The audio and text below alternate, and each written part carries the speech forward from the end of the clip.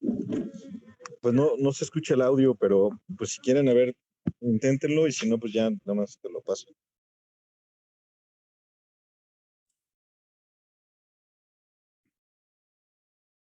Si quieren, pongan otra vez la cortinilla un momento para que...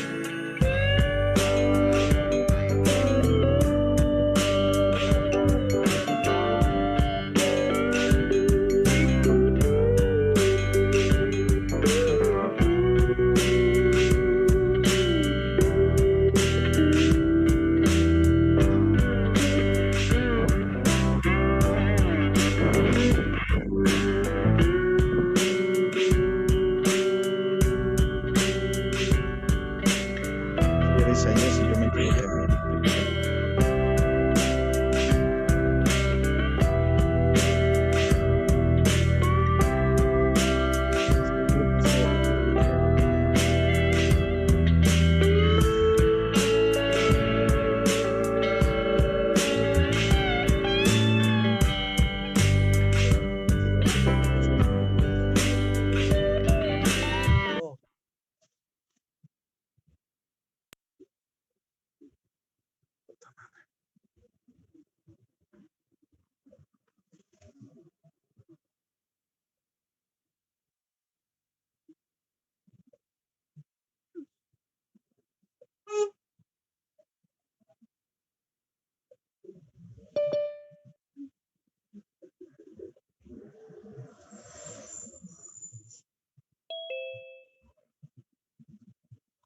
¿Dónde está eso? Hola, ¿sí me escuchan? Buenas tardes a todos. Bienvenidos a a esta conferencia magistral que tenemos. Y vamos a comenzar con el doctor Jesús Castañeda, que presentará la conferencia magistral Educación y Complejidad. Les pido una disculpa porque tuve unos problemas de logística y el moderador de la mesa está por entrar, pero para comenzar y ya no entretenernos más, vamos a comenzar. Te dejamos, querido doctor, para que comiences con tu presentación y te agradecemos mucho que nos acompañes en esta ocasión. Muchas gracias, doctor Abel Hernández. Un placer saludarlos a todos nuestros colegas de la Academia Mexicana de Lógica. Bueno, para mí es un momento muy especial de tener la oportunidad de poder dialogar el día de hoy un poquito sobre las interacciones que tienen dos áreas del conocimiento, que es la educación y la complejidad. Si ustedes me permiten, voy a utilizar unas diapositivas. Entonces, comenzamos en un momento.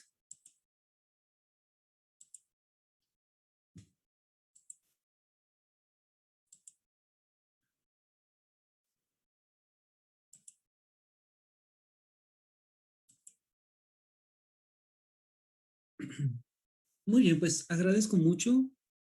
Si amablemente pueden confirmarme si ya se puede ver nuestra presentación. Y bueno, me encuentro muy contento de poder disfrutar de los trabajos de este Encuentro Internacional de Didáctica de la Lógica, del Simposio Internacional de Investigación en Lógica y Argumentación, que ha organizado muy bien la Academia Mexicana de Lógica. Aprovecho este espacio para agradecer la invitación, pero también felicitar a todas las personas, a todo el comité organizador que ha hecho posible este encuentro y este simposio y que nos ha permitido justamente disfrutar de muy buenas participaciones. Vamos entonces a hablar un poquito de educación, también de complejidad, y quisiera, si ustedes me permiten, tomar como punto de partida algunas ideas sobre la educación, algunas ideas comunes en el ámbito de la formación docente, en el ámbito de la pedagogía propiamente o en el ámbito de las teorías educativas, entendiendo justamente la educación como ese proceso para poder facilitar, para apoyar el aprendizaje y dentro de ello, desde luego, la adquisición de conocimientos, de habilidades, de valores, de creencias, de hábitos, de un grupo de personas, de un conjunto de personas a otras, ¿no? Y bueno, bajo esta perspectiva, la educación es un proceso cultural, también es un proceso biológico, que no solamente se va produciendo a través del uso de la palabra, sino que está presente, podríamos decirlo, en nuestras acciones, en nuestros sentimientos y desde luego también en nuestras actitudes. La educación que proviene, el término educación que proviene de los términos educatio o educo, y que podemos de alguna u otra manera entenderlo como crianza, como educo, como entreno, ¿sí? Y que lo que busca en cierta medida es el poder promover el desarrollo intelectual y cultural del educando. Esto es el poder desarrollar todas sus potencialidades, tanto psíquicas como también cognitivas. Entonces, al hablar de educación, pues es necesario también hablar de enseñanza como uno de los procesos para educarse. De que es importante mencionar que enseñar no es educar, aunque sabemos que la enseñanza es una parte importante para la construcción de una persona y, por qué no decirlo, de una sociedad. Y creo que cuando hablamos de enseñanza, una de las primeras maneras que recordamos o que nos ayudan a entender el proceso de enseñanza, la debemos justamente a Sócrates, ¿sí? Sócrates, quien a través de un proceso muy conocido en el ámbito educativo, en el ámbito pedagógico, va a asumir la idea de que pues el conocimiento ya reside en el ser humano y que pues lo que es necesario es redescubrirlo. Y de ahí nos va a dar un método para hacerlo, un método muy antiguo, pero al mismo tiempo un método vigente, que va a ser este método a través de la buena gestión de preguntas y de respuestas, que para Sócrates es la manera en la cual nace justamente el conocimiento, la mayéutica. Y ahí tenemos uno de los primeros métodos, posiblemente el primer método muy conocido, sobre la enseñanza. Ahora, no es desde luego el único método y no es Sócrates el único quien va a hacer alguna reflexión sobre ello. También Platón lo va a hacer. Platón, que inclusive va a cuestionarse sobre el papel que tiene el educador y que va a residir en poder promover en el estudiante, en el educando, siempre un proceso de interiorización para que pueda pues pertenecer, para que pueda pasar a ese mundo de las ideas. Y Platón, desde luego, va también a proponer una manera de hacerlo, que en este caso va a ser la dialéctica. ¿Sí? Vamos a encontrar también otra perspectiva de cómo se puede construir la enseñanza. Y así como hemos hablado de manera muy breve, tanto de Sócrates como también de Platón, pues es necesario hablar de Aristóteles. Y en Aristóteles voy a permitirme hacer un poco más de énfasis, tal vez no desde esta perspectiva mucho más común que tenemos aquellas personas que nos interesa la lógica o la teoría de la argumentación, porque en Aristóteles encontramos pues a un personaje con muchos elementos para estudiar. Ahora voy a referirme mucho más a Aristóteles a un cuestionamiento que se hace sobre el entendimiento y que ha hecho que algunos estudiosos de la pedagogía o de las teorías educativas consideren que es Aristóteles quien plantea muy posiblemente la primer teoría del entendimiento. ¿Sí?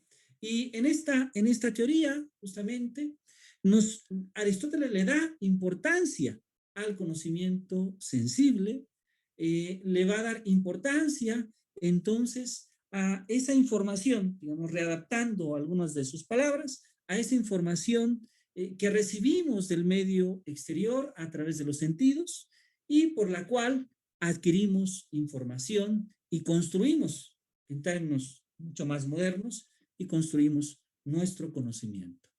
Entonces, en Sócrates, en Platón y en Aristóteles encontramos, sobre todo en los dos primeros, algunas de las primeras fuentes pedagógicas sobre cómo entender la enseñanza, pero es en Aristóteles tal vez el primero que se empieza a cuestionar sobre el aprendizaje. Y si nosotros recordamos algunos de nuestros textos, cuando nos formamos posiblemente en la docencia como profesores o cuando nos ha interesado investigar un poco sobre las teorías educativas, podemos observar a lo largo de las décadas del siglo pasado como muchos de los primeros textos tienen un enfoque principalmente en teorías de la enseñanza. Después, otros textos más tenían un enfoque en los procesos de enseñanza-aprendizaje, es decir, ya tomando un poco más el papel del estudiante. Y si pensamos en textos mucho más recientes, posiblemente de las últimas 2 décadas, vamos a observar cada vez con mayor énfasis el término aprendizaje, es decir, el pensar la educación mucho más centrada en el papel que realiza el alumno, en el papel que realiza el estudiante, en el papel que realiza en aquel que va desarrollando poco a poco su aprendizaje. Y entonces, podríamos mencionar que la educación, y voy a referirme ahora principalmente del siglo pasado a la actualidad, pues se ha visto el concepto de aprendizaje ampliamente influido por diferentes campos de conocimiento.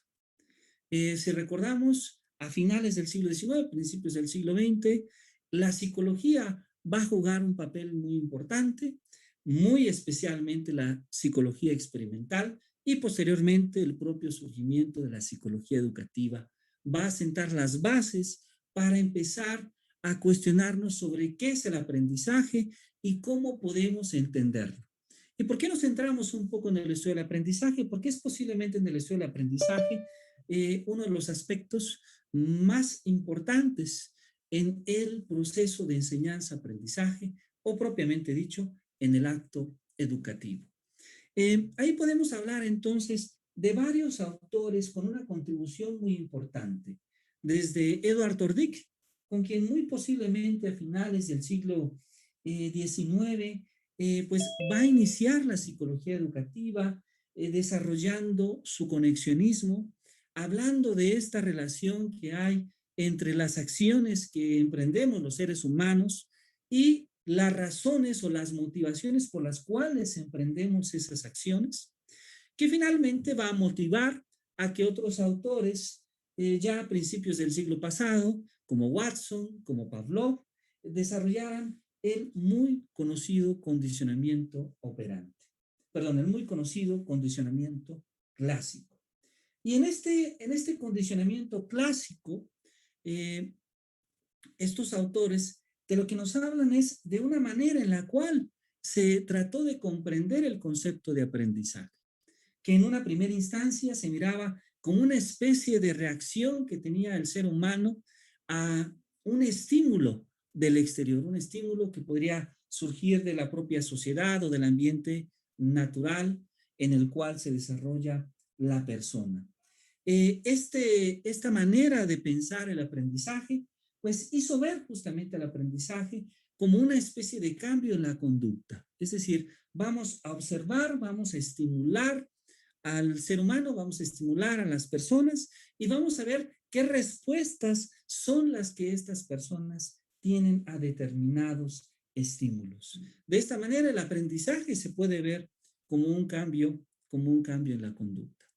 Ahora, no es la única manera de entender el aprendizaje desde una perspectiva conductista, porque ya por los años 30, otros autores trataron de repensar nuevamente cómo definir el aprendizaje, basados en una idea muy semejante, donde había una especie de operador principal del aprendizaje.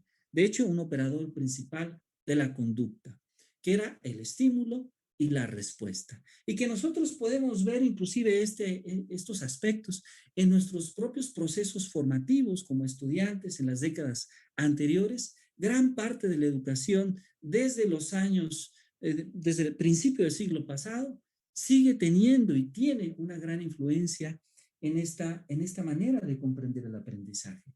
Si pensamos, por ejemplo, en la educación básica, en la educación preescolar, podemos darnos cuenta que la manera de enseñar en la gran mayoría de las instituciones educativas sigue atendiendo en que las maestras, las educadoras, los maestros buscan estimular a sus estudiantes y buscar en ellos respuestas esperables, respuestas positivas en base a una determinada conducta que desean que los alumnos tengan. El condicionamiento operante va a tener una influencia también muy importante ya por los años 30, por los años 40. Edwin Guy Gutierrez, Clark Hulk van a desarrollar, por una parte, Gutierrez, un condicionamiento que llamamos un condicionamiento simultáneo o contiguo, y Clark Hulk va a tratar de desarrollar también una teoría del aprendizaje por condicionamiento basado principalmente en la noción de reforzamiento, en esta idea de que si logramos que ese estímulo genere la respuesta que deseamos, pues entonces a mayores estímulos, mayor probabilidad hay de que la respuesta siga siendo la esperada. Inclusive, podría mencionar que Hulk en su trabajo original le da cierta estructura de tal manera que su trabajo original se basa en ciertos axiomas de las cuales deduce determinadas proposiciones. Esta manera en la cual Hulk presenta sus investigaciones han hecho que le llamen el conductismo metodológico. Y debo adicionalmente mencionar que algunas de las proposiciones a las que Hull llega como conclusión son las siguientes. Por ejemplo, él considera que el fortalecimiento depende de la continuidad del estímulo y la respuesta que son asociadas a la educación de una necesidad. Que el aprendizaje está basado en la suposición implícita de que el aumento de la fuerza del hábito con cada reforzamiento es una fracción de la unidad de la cantidad que queda por aprender. Y además, establece justamente una especie de límite superior del aprendizaje que se da justamente cuando hay una reducción de la necesidad. El trabajo de Hull va a ser un trabajo importante en las siguientes décadas, sin embargo, propiamente en los años 40 y en los años 30 no logró tener el impacto esperado. El trabajo que sí tuvo ese impacto de manera importante fue justamente el trabajo de Skinner, quien va a convertirse en el personaje posiblemente más importante, más influyente sobre esta manera de entender el aprendizaje, repito, como un cambio en la conducta del ser humano.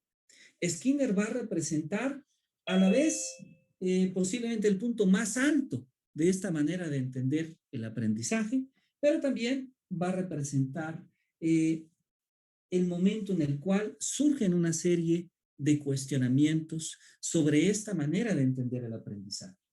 Y uno de ellos se va a dar justamente por algunos de los principios que el propio Skinner establece. El principio de reforzamiento, el principio de control de estímulos, el principio de programas de reforzamiento y el principio de complejidad acumulativa. Este último principio al que voy a hacer referencia nos habla de que cualquier conducta, por más compleja que sea, pues es el resultado de cierto encadenamiento de determinadas respuestas que, por cierto, pueden ser estimuladas. Esto va a hacer que un grupo de personas se cuestione ampliamente entonces sobre si esa conducta esperada, si esa conducta desarrollada en el ser humano, si esa conducta desarrollada en las personas, pues es en cierta medida lo que la persona es o es como tal una simple manipulación del sujeto o de la persona. Pero no solamente eso. Ya en esta época va a haber trabajos muy interesantes en varias áreas del conocimiento, particularmente en el campo de la computación, con los trabajos de Alan Turing, con los trabajos de John von Neumann, que van a empezar a generar cuestionamientos sobre qué es lo que realmente ocurre cuando se desarrolla el aprendizaje, cómo se construye el pensamiento. Y en gran medida, los autores que he mencionado no pudieron como tal dar respuestas que fueran satisfactorias, de manera que van a surgir nuevas maneras de entender el aprendizaje. Y entre ellos van a aparecer en esta especie de transición de cómo entendemos el aprendizaje, los trabajos de Edward Charles Tolman, los trabajos de Mower, que van a seguir todavía esta perspectiva un poquito basada en ciertas ideas conductistas, particularmente Tolman va a considerar que la conducta o que el comportamiento pues siempre va a depender de la situación que enfrenta la persona, de las causas y de los antecedentes de las situaciones previas que la persona ha experimentado, y en base a ello pues se va a construir justamente su conducta y su aprendizaje. Sin embargo, una perspectiva un poco más novedosa, un poco más nueva, va a tener Rumelhart, quien va a proponer justamente la teoría de esquemas, y basado justamente en la teoría de esquemas, es que vamos a empezar a observar esta transición donde va a surgir el aprendizaje por asociación. Y hay varios modelos de este tipo de aprendizaje por asociación que después, unas décadas después, otros autores van nuevamente a renombrar como cierto tipo de aprendizaje por cognición. Es decir, vamos a tener desde el modelo de Gardner, que aparece justamente en esta imagen, y que se debe en gran medida a cierta analogía que hay entre la computadora y la mente humana. Vamos a poder observar justamente en este modelo de Gardner que inclusive la propia manera de escribir los procesos que se asumen, realiza la mente, está influenciada por el propio lenguaje de la computación. Es decir,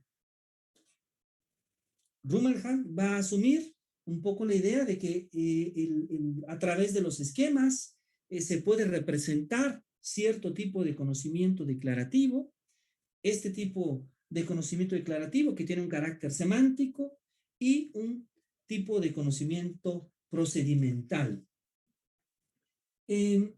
Para este autor, los esquemas no van a representar definiciones propiamente, sino más bien una relación jerárquica entre los conceptos a través de determinadas proposiciones. Y también va a identificar 3 tipos de aprendizaje que de hecho van a irse renombrando, reestructurando en las teorías posteriores. El aprendizaje que llama justamente el crecimiento, el ajuste y propiamente la reestructuración.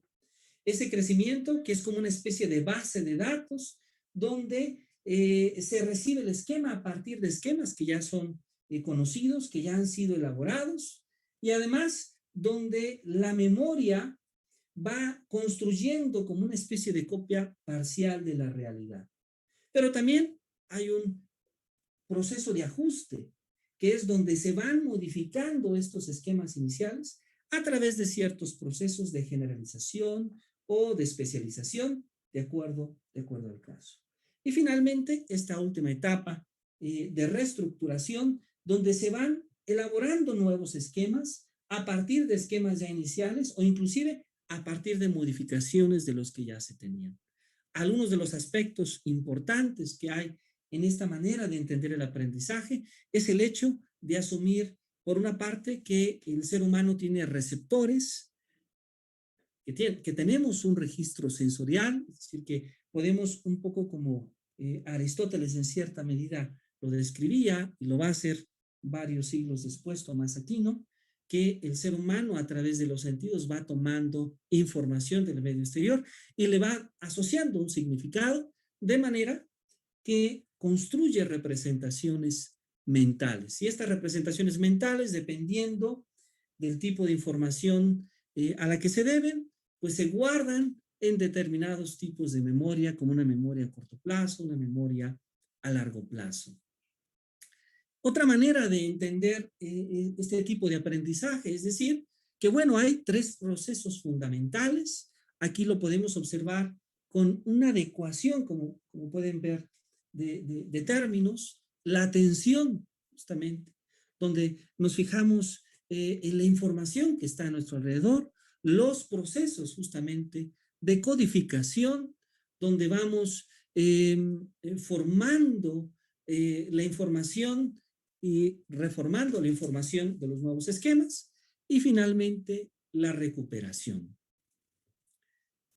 Podríamos decir en cierta medida entonces que este proceso, en términos generales, de enseñanza-aprendizaje basado en esta perspectiva, pues tiene 3 momentos importantes. Por un lado, la estructuración en la información que los propios estudiantes tienen con la información que los estudiantes ya cuentan, la retroalimentación continua que hay entre ese proceso de diálogo, este proceso de enseñanza y aprendizaje que se tiene entre el maestro y los alumnos, y finalmente el proceso de ajuste.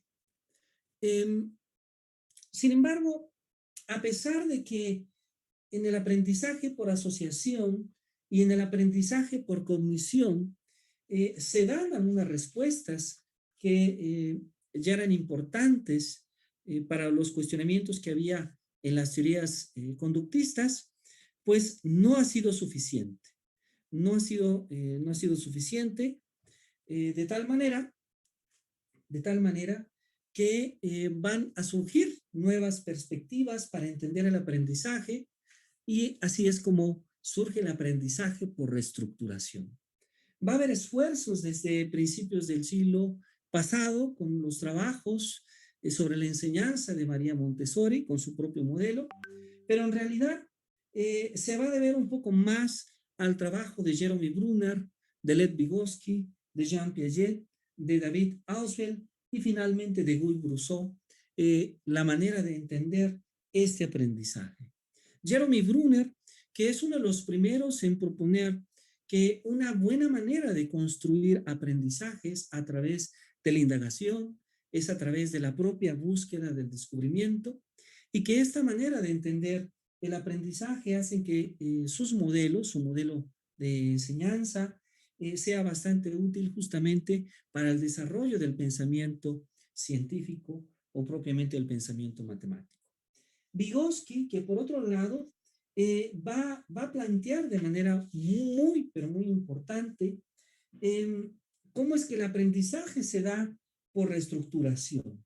Es decir, para Vygotsky hay desde luego un proceso que se sigue de manera natural para desarrollar el aprendizaje. De hecho, Vygotsky nos habla de que hay varias fases. Esa fase que él llamó de cúmulos no organizados, donde percibimos estímulos sin tener necesariamente una comprensión completa. Y después pasamos de ahí a una fase de complejos, donde podemos empezar a identificar patrones, datos, y además en esta fase vamos asociándole a ellos un determinado significado. Podríamos decir que en gran medida aquí es donde se están construyendo los procesos de pseudoconceptos o de preconceptos. Y finalmente una fase de conceptos, que es cuando se le da ya un significado real y completo a los estímulos que se perciben. Vygotsky va a considerar de manera importante el papel que juega el contexto, y muy especialmente el contexto social y cultural en los procesos de aprendizaje. Pero sin lugar a dudas, un papel sumamente importante lo juega Jean Piaget. Y lo juega Jean Piaget porque Piaget nos va a través de su teoría del aprendizaje por equilibración a tratar de explicar que el aprendizaje se logra justamente a través de la construcción del conocimiento. Para Piaget, el desarrollo del ser humano inclusive se puede clasificar en diferentes etapas, de hecho 16 etapas que él en términos más convencionales en el ámbito educativo va a llamar estadios. Y que en cierta medida este trabajo de Piaget es consecuencia de dos trabajos importantes que pocas veces citamos en el área educativa. Por una parte es un trabajo que él escribe en 1954, Inteligencia y Afectividad, donde establece este análisis de una relación muy importante entre el desarrollo de las habilidades cognitivas y las habilidades afectivas. De hecho, se da cuenta Piaget de la dependencia de una respecto de la otra. Esto por un lado. Y por otro lado, otro trabajo relevante que utiliza Piaget para poder llegar a esta teoría de la equilibración es su ensayo de lógica operatoria, donde define algunas de las estructuras que posteriormente él relaciona directamente con la construcción del conocimiento y con la construcción de cierta lógica natural que para Piaget el ser humano va desarrollando y construyendo a lo largo de la vida.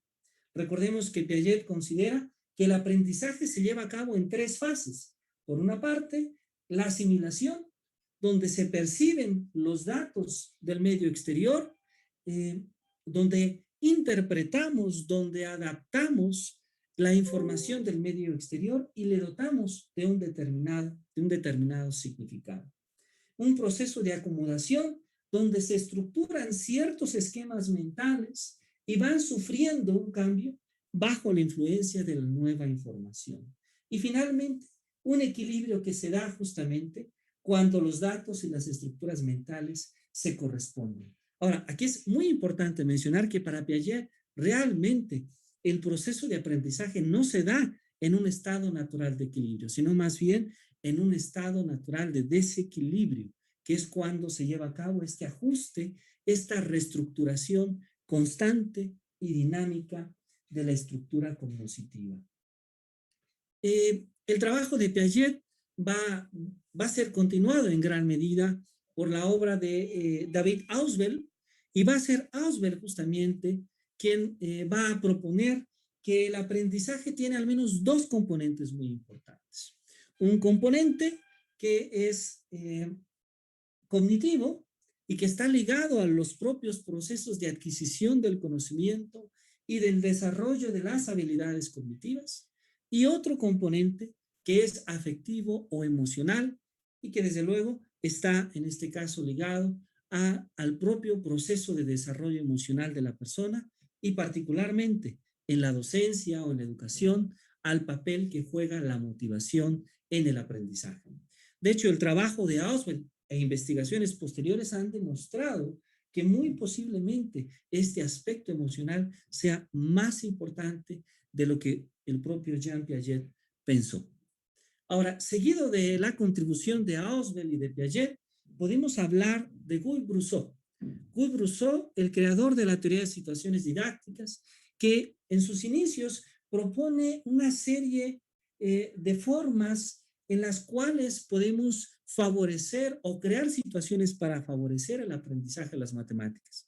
Sin embargo, su teoría se ha podido generalizar a otros ámbitos de la educación y hoy en día el término de situación didáctica es común en cualquier campo de estudio educativo. Guy Brousseau nos va a hablar entonces de que el proceso de construcción del conocimiento, ese proceso al que se refería Jean Piaget, en realidad tiene al menos tres tipos de situaciones y son importantes estos tres tipos de situaciones. Situaciones de formulación. En estas situaciones de formulación, donde las maestras y los maestros lo que buscamos es formular problemas que puedan ser del interés de nuestros estudiantes, que estén escritos preferiblemente a través de un proceso que Brousseau llama de transposición didáctica en un lenguaje accesible al estudiante y que inclusive, si pueden estar ligados a su cotidianidad, a situaciones vivenciales, pueden resultar ampliamente favorables. Lo que hoy en día llamaríamos algunos educadores el aprendizaje situado. Por otra parte, Brousseau nos habla que son importantes las situaciones de acción. Es decir, no solamente es suficiente con plantear el problema o con escribir de manera clara el problema, sino ahora, ¿cómo podemos resolverlo? ¿Qué métodos, qué técnicas, qué instrumentos podemos utilizar para resolverlo? Y finalmente, las situaciones de validación.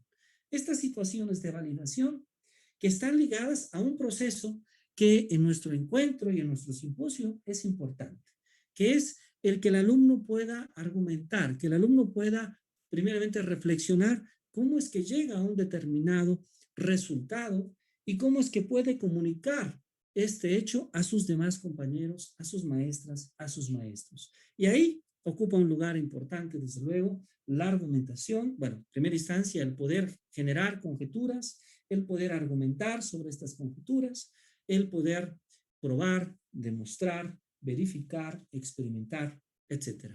Todos aquellos procesos que lleven a cabo, que permitan al estudiante validar sus ideas, validar sus resultados. Como podemos observar, estas ideas de Guy Brousseau pues tienen una influencia importante, por una parte, de las ideas del propio Jean Piaget, como también de las ideas de un autor que no he puesto ahora, pero que es muy conocido por todos nosotros por su trabajo en la resolución de problemas matemáticos, Georges Polya.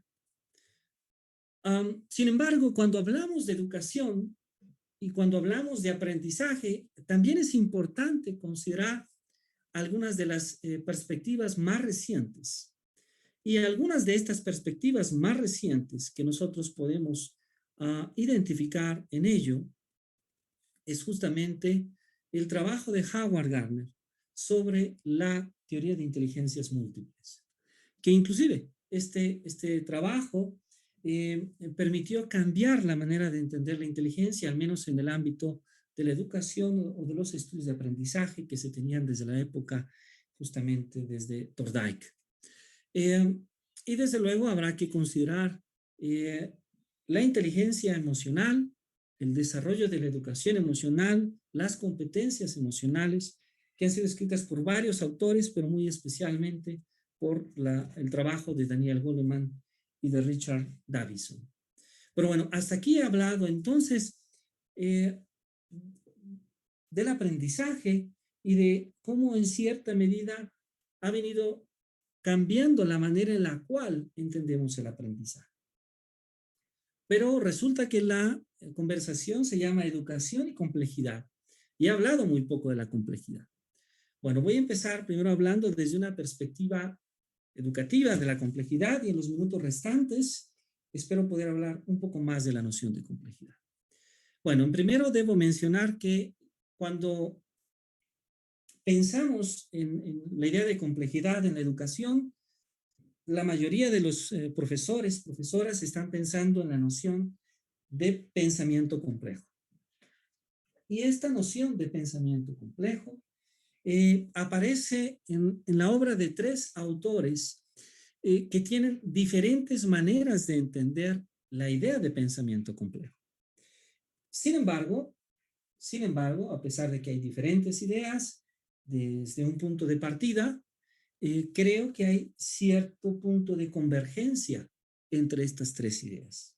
Por una parte tenemos a Edgar Morin, que es posiblemente el autor más citado en cuanto a esta idea de pensamiento complejo. Y para Morin,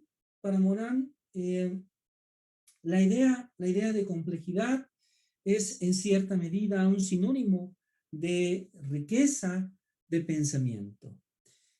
Para Morin, lo complejo va a asumir ciertos aspectos que no son tan simples de explicar, aspectos que él relaciona con el desorden y el devenir, como categorías que van a jugar un papel que él llama constructivo y generativo entre la realidad y el conocimiento. Pero no es desde luego la única perspectiva. Si nos da tiempo, podríamos hablar que esta perspectiva de Morin, pues también tiene críticos, desde luego. Otras perspectivas de la noción de complejidad es la que propone Bernard Lonergan, este filósofo canadiense, que va a basar su teoría del pensamiento complejo desde la noción de bien humano, definiendo como las acciones que emprende el ser humano en su propio bien y en el bien de los demás, o el caso de Humberto Maturana, este biólogo y escritor que va a hablar de la complejidad, pero desde una perspectiva, desde la biología y basada principalmente en un concepto que en su teoría es fundamental, que es la autopoiesis, de la cual vamos a hablar en un momento más. Bueno, entonces, para hablar de esta idea de complejidad, en lo cual observo que nuestro tiempo ya es mucho más limitado, me gustaría tomar 4 puntos, 4 perspectivas, aunque fuese de manera breve. Una es la relación que hay entre la complejidad de la naturaleza, la complejidad y la computación, la lógica, los sistemas y el pensamiento, y finalmente retomar esta idea de pensamiento complejo. Por la brevedad del tiempo, si ustedes me permiten, elegiré naturaleza y complejidad. Y bueno, esta relación que nos vamos a permitir comunicar surge en cierta medida de manera natural. Y creo que podemos tomar como ejemplo tal vez la física.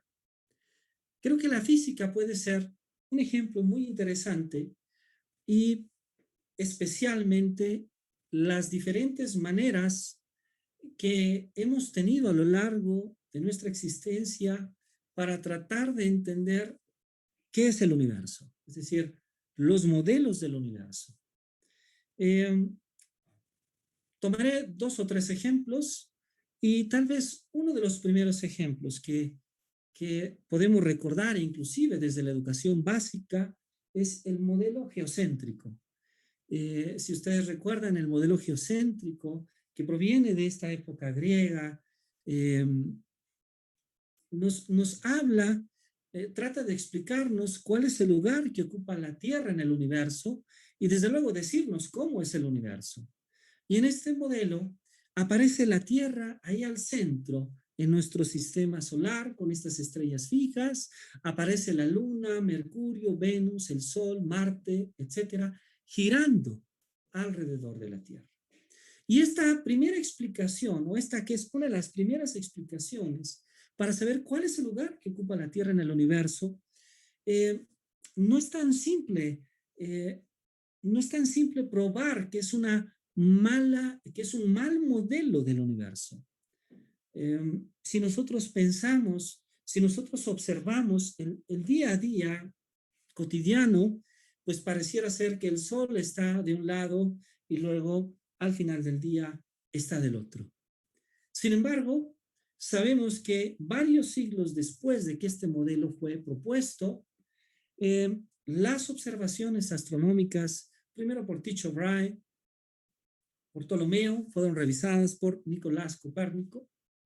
Y el trabajo de Copérnico fue muy importante porque permitió observar justamente que no era la Tierra quien estaba al centro del sistema solar, sino que era más bien el Sol quien estaba al centro del sistema solar y que más bien la Tierra y los demás planetas giraban alrededor del Sol.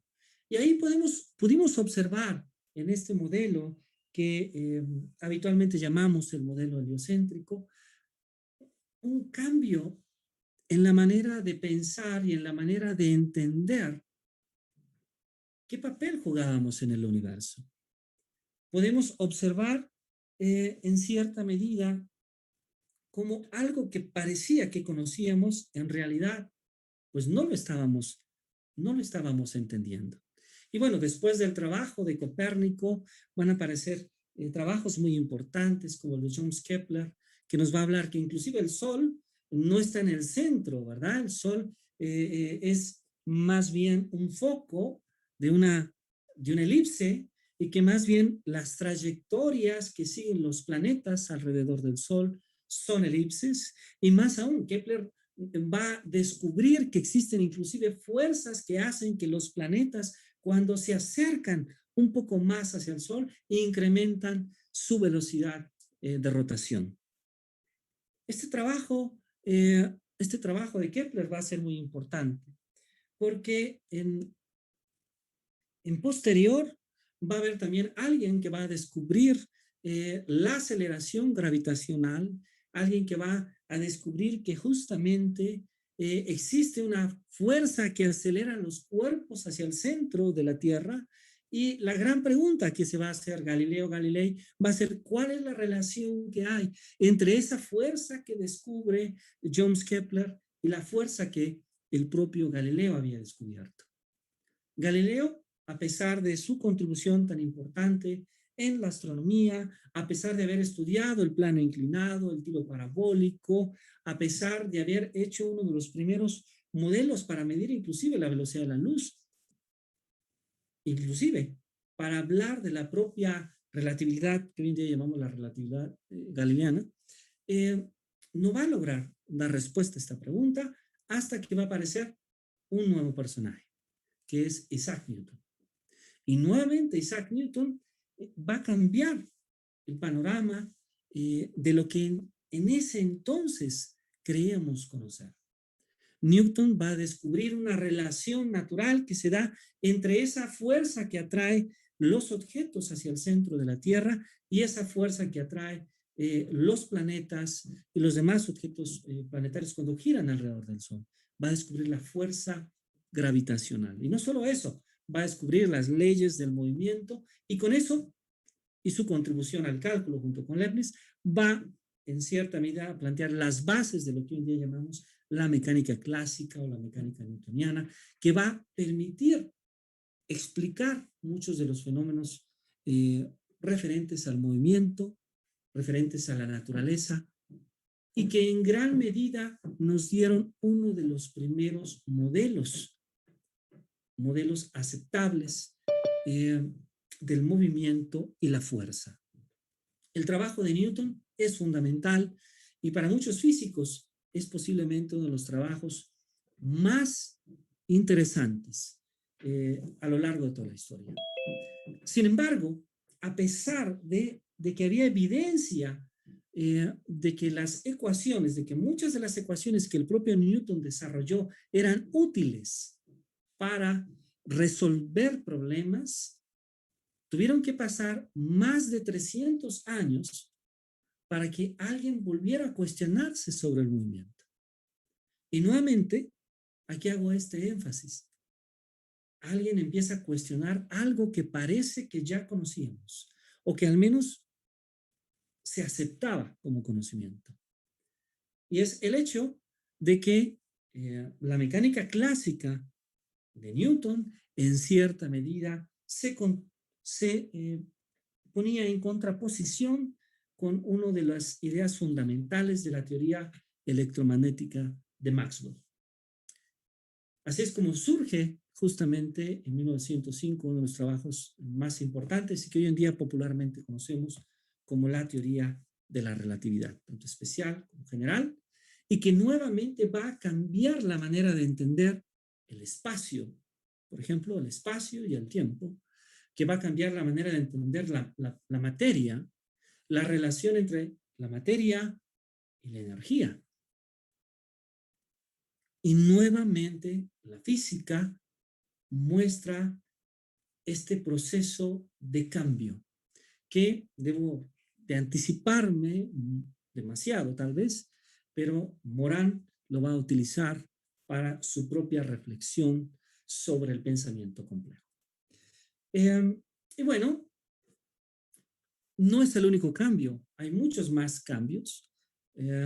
Otro cambio importante se da ya en los años 30 y 40 con el principio de incertidumbre de Heisenberg, que en realidad, como sabemos, la teoría cuántica en realidad se empezó a desarrollar desde principios de siglo con varios trabajos de Max Planck y particularmente uno de ellos que va a ser también fundamental, del propio Albert Einstein.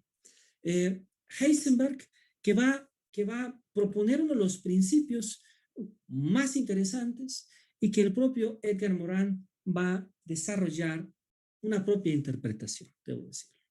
El hecho, pues, de que cada partícula asociada lleva una onda, ¿verdad? Y que va a imponer finalmente ciertas restricciones en la capacidad para poder determinar al mismo tiempo su posición y su velocidad. Bien, tengo solo 5 minutos de tiempo, entonces si ustedes me permiten, me gustaría adelantar demasiado, y me disculpo por ese hecho, para poder llegar a algunas reflexiones finales.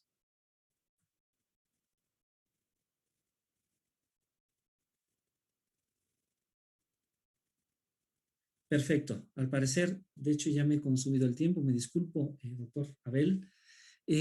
Bueno, solamente me gustaría llegar a dos conclusiones que tal vez no pueda llamarlas como tal conclusiones porque creo que al final el tiempo me ha consumido y no tengo elementos como para que se puedan llamar conclusiones, pero me permito mencionarlas en el sentido en que en otro espacio, tal vez en el encuentro, tal vez haya oportunidad de poderlas dialogar con algunas personas que puedan tener interés. Esta noción de cambio constante va a ser uno de los elementos que Edgar Morin va a utilizar para construir esta reflexión que varios autores llaman el pensamiento complejo. Y es la reflexión de que lo natural es el cambio. Esta es una reflexión. Pero hay mucho más que decir y voy a hacerlo muy rápido porque otro de los aspectos a los que Morin se basa, voy a ir demasiado rápido con esto, es esta idea. La idea de que la naturaleza está organizada, la sociedad está organizada por sistemas. Y entonces hay ciertos subsistemas que tienen la capacidad de reproducirse a sí mismos. Esa es una propiedad que logra identificar Humberto Maturana y que también va a tomar como fundamento, como un elemento importante, Edgar Morin. Y aquí es muy importante, y siembro un poquito de polémica, porque no todos los autores que hablan sobre complejidad están de acuerdo en que el sistema biológico y el sistema social, como tal, ambos tengan esta misma característica. Hay una discusión y voy a irme hasta una lámina hasta el final para hablar un tercer comentario, para mencionar un tercer comentario. Y este tercer comentario está ligado, perdón, he avanzado demasiado, a la idea, al trabajo de Kurt Gödel, ya que Edgar Morin también utiliza en cierta medida esta idea de que hay como una especie de incompletud en las lógicas de orden superior, donde por consecuencia no puede darse un sistema axiomático completo y consistente para la aritmética elemental de los números naturales. Él trata de interpretar esta conclusión a la que llega Gödel a su manera para decirnos que, bueno, que la realidad no siempre es consistente. Perdón, mis palabras son demasiado burdas y pueden ser demasiado abiertas, pero estos son tres aspectos de los que Morin nos habla en su obra. Y bueno, por último, y me disculpo nuevamente por el tiempo, Morin llega a esta conclusión con respecto a la educación.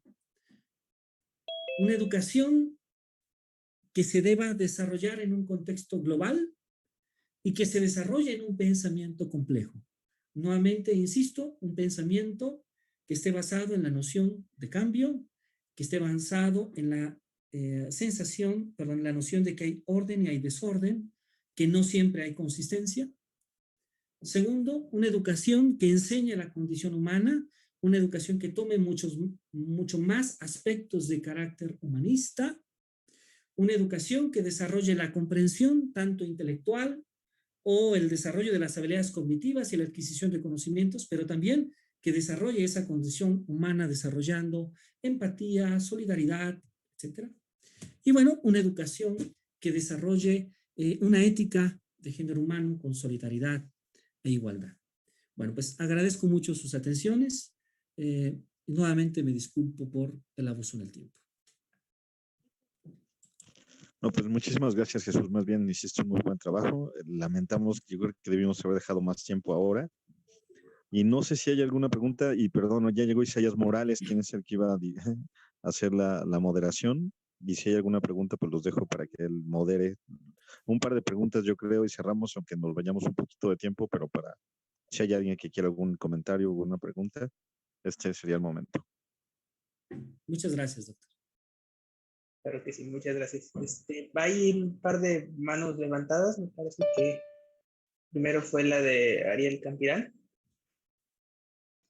Sí, muchísimas gracias, Jesús. Yo creo que en el taller de didáctica de la lógica no nos hemos detenido como debiéramos, y con la presentación que nos has hecho hoy me hace conciencia que nos hace muchísima falta. Pensamos que vamos a hacer didáctica de la lógica y ni siquiera entendemos bien cuántos sentidos de aprendizaje hay, y el recorrido que has hecho me ha gustado mucho, no solamente por cómo se fueron sumando los elementos, los componentes y las diferentes concepciones de aprendizaje. Yo te invitaría, salvo que Abel tenga otros planes, pero que comenzáramos en el TDL con la conciencia de qué es aprendizaje, y todos los que están en el TDL que quieren hacer cosas de didáctica, que entiendan que la didáctica, tal como lo presentaste hoy, es un concepto enclavado en un autor que además recuperaba muchísimos cambios y transformaciones del concepto de aprendizaje. Entonces yo propondría que hiciéramos un TDL, una sesión de TDL, donde estudiáramos bien lo del aprendizaje, pudiéramos preguntarte qué elementos de allí son los relevantes para enseñar formalismo, que es lo que más nos importa en lógica. Cierto tipo de aprendizajes, quizás sociales, no requieran eso, pero los formales sí. Y me ha gustado mucho ver, porque digo, esas cosas como que las tengo yo en la cabeza, pero no las tenía como en el orden histórico como los diferentes autores fueron proponiendo, lo cual me gustó mucho.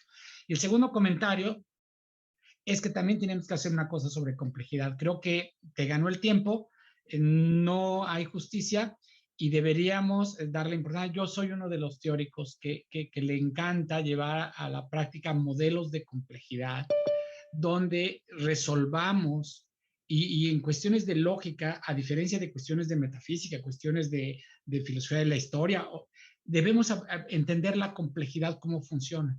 Entonces, yo te retaría, te desafiaría, te invitaría, si no lo quiere la academia, por lo menos mi universidad, sí, a que nos formáramos bien por separado de las dos cosas y luego nos digas, tú como matemático, tú como lógico, ¿cómo enfrentas estas cosas? Porque supongo que son aprendizajes muy específicos y la complejidad ya una vez nos la platicaste aquí en la Veracruzana, ¿no? Modelos matemáticos que ya empiezan a trabajar con estos conceptos de complejidad detrás. Pero pues nos ganó el tiempo, pero yo te invito, salvo que el TDL no te invite, a que Veracruz lo grabemos y lo difundamos. No es posible que digamos que somos docentes y no entendamos todas las dimensiones del concepto de aprendizaje, lo cual me gustó muchísimo. Gracias. Muchas gracias, doctor Yo Ariel. estoy de acuerdo en que TDL lo retome posteriormente. Muchas gracias. Muchas gracias, pues con mucho gusto. En efecto, me faltó un poco de tiempo. Me lamento yo mismo un poco porque creo que puse más énfasis en unos y otros aspectos. Y al final hablé un poco más del aprendizaje y menos de la complejidad. Me disculpo por este aspecto. Sin embargo, bueno, con mucho gusto en otro espacio, tal vez con un poco más de tiempo, se pueda dialogar un poco más. Creo que hay un elemento que es muy importante y que usted mencionó en su comentario. Hablamos de didáctica, pero la didáctica forma parte de una teoría pedagógica, de una manera de ver los procesos de enseñanza-aprendizaje. Y a veces cuando hablamos de didáctica hablamos en lo general y no hablamos. Hay muchas maneras de entender los procesos de enseñanza-aprendizaje. Y creo que cuando hablamos de la lógica o cuando hablamos de la matemática o cuando hablamos de la ciencia en general, de diferentes maneras de enseñar la ciencia, pues hay diferentes didácticas. Y yo creo que ese sería un aspecto interesante, porque creo que se puede abordar un poco esta línea de estudio, la didáctica, desde qué pedagogías proviene y finalmente cómo entendemos la enseñanza y cómo entendemos el aprendizaje para estas pedagogías. Efectivamente. Muchas gracias, doctor.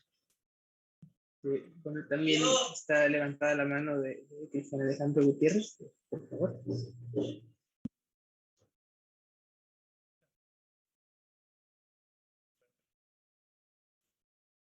No te oímos, Cristian.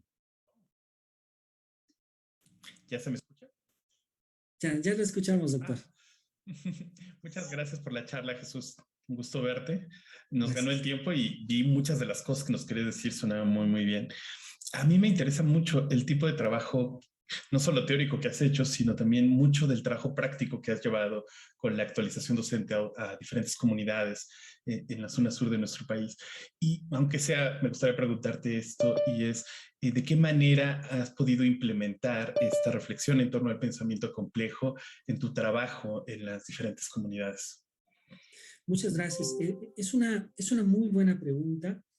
En los últimos 5 o 6 años he tenido la oportunidad de colaborar con profesores del nivel de educación básica, media superior. Hace unos meses alguna persona decíamos que hemos trabajado casi con unos 15,000 profesores en estos años. Y en muchas ocasiones ha habido interés de tocar esta temática del pensamiento complejo, pero yo lo abordaría desde dos perspectivas. Desde una perspectiva a veces muy academicista, que ocurre, tal vez es inclusive la perspectiva que yo he mostrado esta tarde, hablando de autores y hablando de diferentes reflexiones, con un efecto muy débil, con un efecto tal vez sin efecto, voy a decirlo así textualmente, es decir, no logrando ese objetivo que buscamos.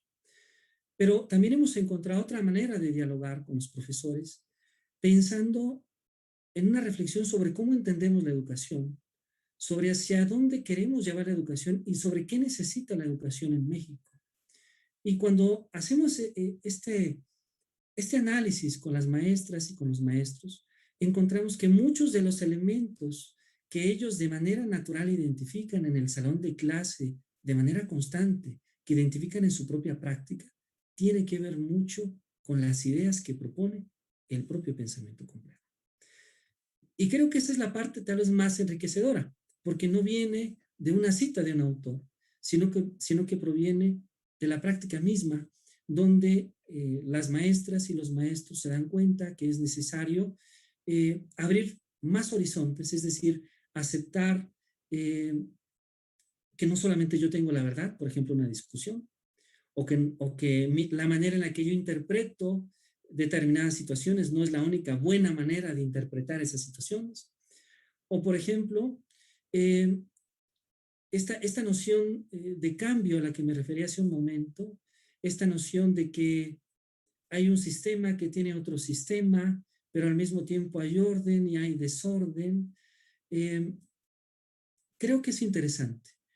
Y yo me atrevería a decir, no lo mencioné en la conversación, el tiempo me ganó y tal vez también las ideas se fueron, pero cuando vemos ese análisis nos damos cuenta que la lógica está ahí.